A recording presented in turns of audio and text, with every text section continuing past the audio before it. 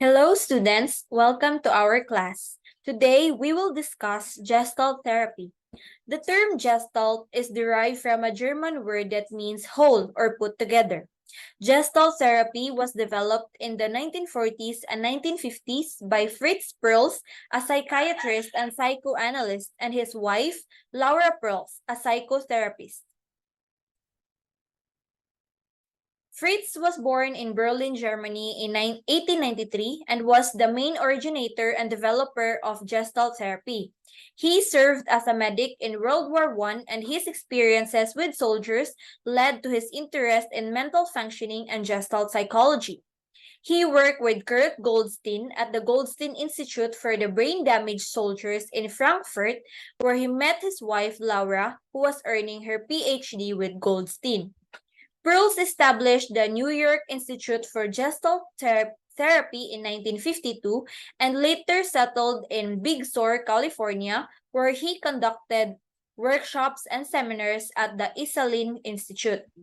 He was known for his personal contact in workshops and had a reputation as an innovator in psychotherapy, with various perceptions of his personality ranging from insightful and inspirational to manipulative and demanding.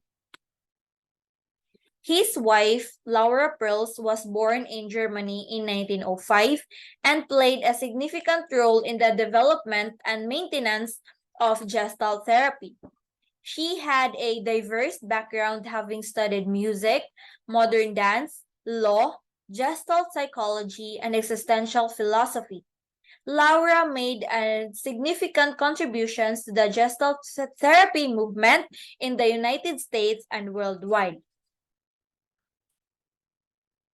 Gestalt therapy views human nature as holistic and integrated entity.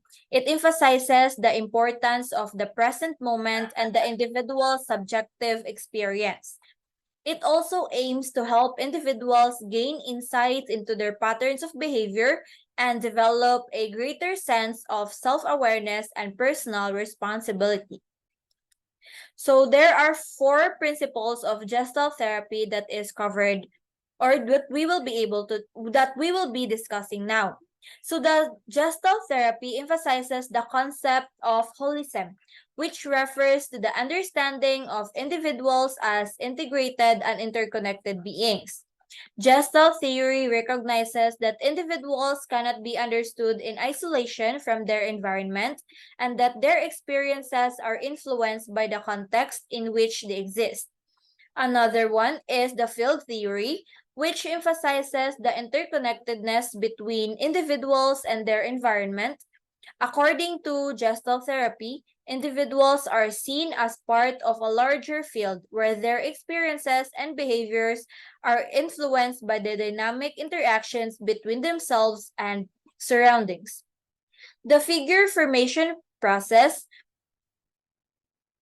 explains that individuals can gain awareness of unresolved issues, conflicts, or unfinished business, which can then be addressed and integrated into their overall experience. Last is the organismic self-regulation. It is a concept in Gestalt therapy that emphasizes the inherent capacity of individuals to regulate and adapt to their environment based on their own needs and values. It recognizes that individuals have an innate ability and wisdom to make choices and take actions that are in alignment with their authentic or honest self.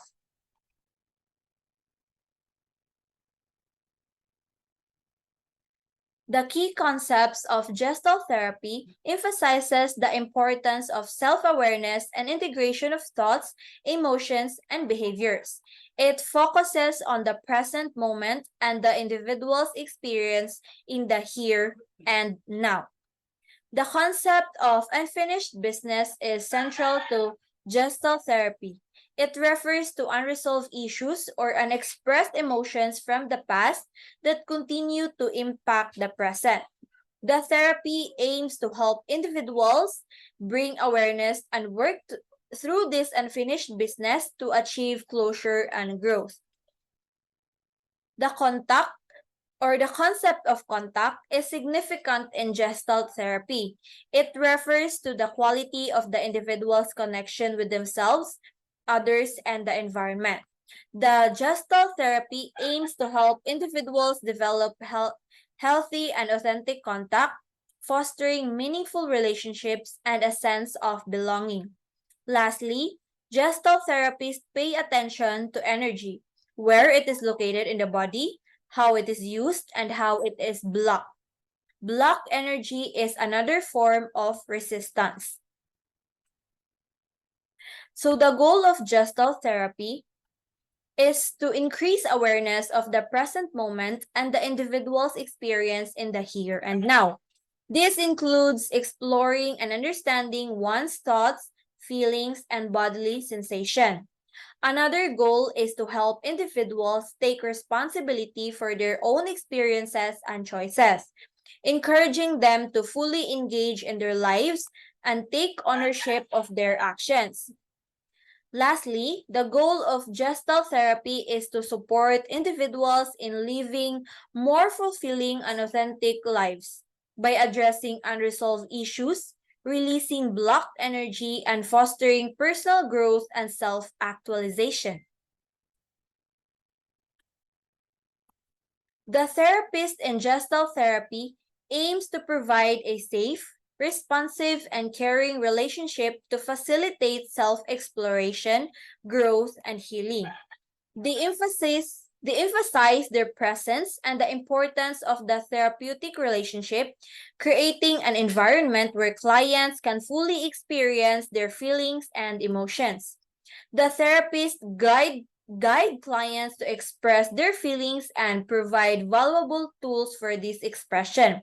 They encourage clients to be actively involved in the therapeutic process, participating in behavioral rehearsals, and completing homework assignments. In Gestalt therapy, the clients are encouraged to fully experience their feelings and emotions rather than engaging in abstract actualization, and they are guided to express their feelings and are provided with valuable tools for this expression. So before we discuss the methods in Gestalt therapy, let us first differentiate exercise and experiment. So exercise is ready-made techniques that are sometimes used to make something happen in a therapy session or to achieve a goal, while experiment grow out of the interaction between client and the therapist, and they emerge within this dialogic process. Experiment is a fundamental to Gestalt therapy. Zinker sees therapy sessions as series of experiments, which are avenues for clients to learn experientially. Experiments are spontaneous, one of a kind, and relevant to a particular moment and particular development of a figure formation process. So the purpose of confrontation is to promote self-awareness, increase personal responsibility, and facilitate the integration of fragmented aspects of the self. Confrontation in Gestalt therapy is done in a supportive and non-judgmental manner, with the therapist for providing feedback and observations to help clients gain insights and make changes. The first method in Gestalt psychology is the internal dialogue exercise. Gestalt therapy may incorporate internal dialogue exercise as a means of exploring and gaining insights into the client's internal experiences and conflicting aspects of the self. The concept of top dog and underdog refers to the internal conflict between different aspects of the self. The top dog represents the critical, judgmental, and the demanding part, while the underdog represents the vulnerable, submissive, and self-critical part. The empty chair technique is a intervention that can be used to explore and work with these conflicting parts. The client is asked to imagine one part of themselves sitting in one chair and another part in another chair, and then engage in a dialogue between the two parts. An example of top dog or underdog dynamic might be seen in a parent-child relationship, where the parent is the top dog and the child is the underdog. In this situation, the parent might have more control and power in the relationship, and the child might feel powerless and lack autonomy. Through Gestalt therapy, the parent and child might work to understand the power dynamics in their relationship and to find ways to create more equal and balanced dynamic. An example of an empty chair technique is when a person who comes to therapy because they have unresolved anger and hurt feelings towards one of their parents, let's call their parents parent A. The client has a lot of pent up emotions and they want to address these feelings in therapy. So the therapist places an empty chair in the room and asks the client to imagine that parent is sitting in that chair. The therapist encourages the client to express their feelings through directly to the empty chair as if it was the parent A. The client might say things like, I've always felt hurt by your actions, or I'm angry of what you did, or I wish you had been more supportive. After the client expresses their feelings, the therapist may suggest that the client physically switch to the empty chair and take on the role of the parent A. In this role reversal, the client responds as if they were their parent, offering insights or explanations for their behavior. The client can have a back and forth conversation with the parent A as they switch between chairs. This process can lead to a deeper understanding of their emotions and possibly help clients find some resolution or closure. Another one is the making the rounds. Imagine a client who is struggling with unresolved conflicts in their relationships, especially with three significant people in their life: a close friend, a romantic partner, and a family member. So the therapist will arrange three empty chairs in a circle. It represents the three individuals that the client wants to address. These chairs can be labeled or visualized as the friend's chair, the partner, and the family member's chair. The client will sit on one chair and begins by addressing the first person, let's say the friend. So they speak directly to the friend, expressing their thoughts and feelings, and may even take on the perspective or role of the friend as they respond.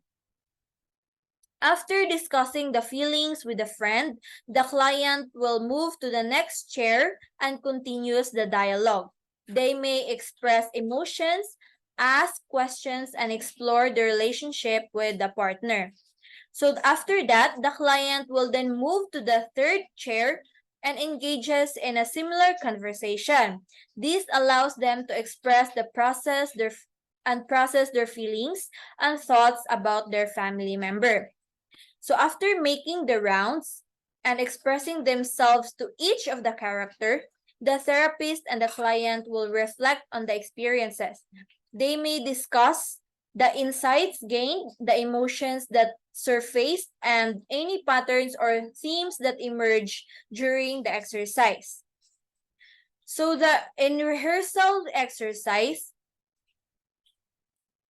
on the reversal exercise, a client who is struggling with anger towards their partner may be asked to imagine themselves in their partner's shoes and express their partner's perspectives. This can help the client gain insight into the underlying emotions and motivations of their partner, fostering empathy and understanding.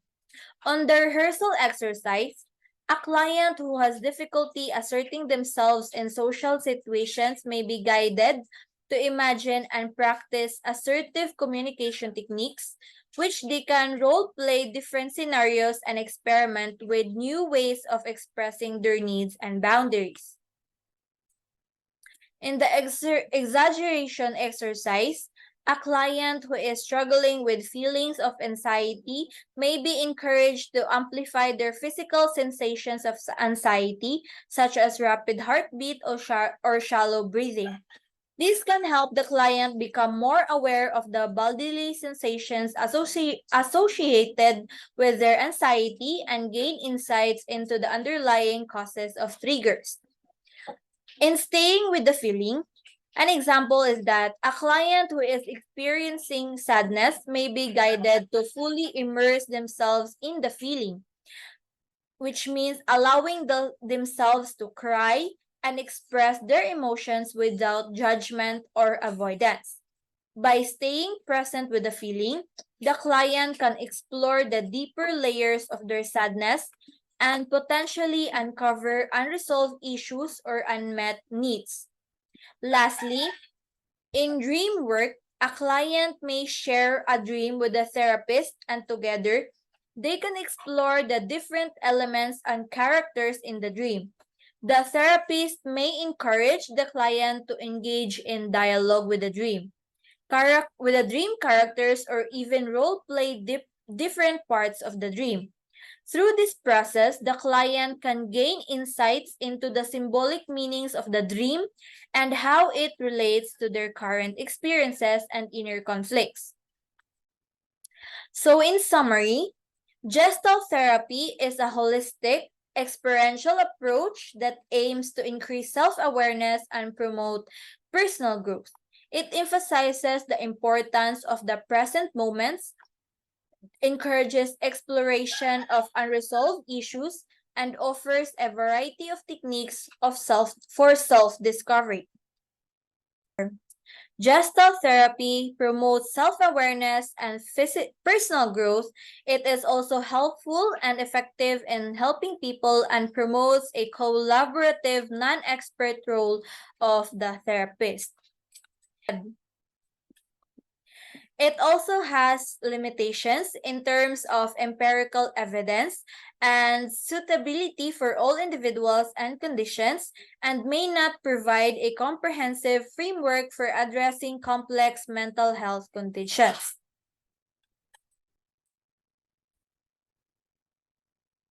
As we end this class, let's remember that we individuals must relate to the concept of gestalt therapy that doesn't dwell in the past.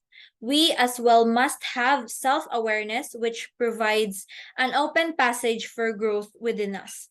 Also, in certain aspects in life, we also should provide our whole self so that we can give our best in everything that we do. That's all, and thank you for listening.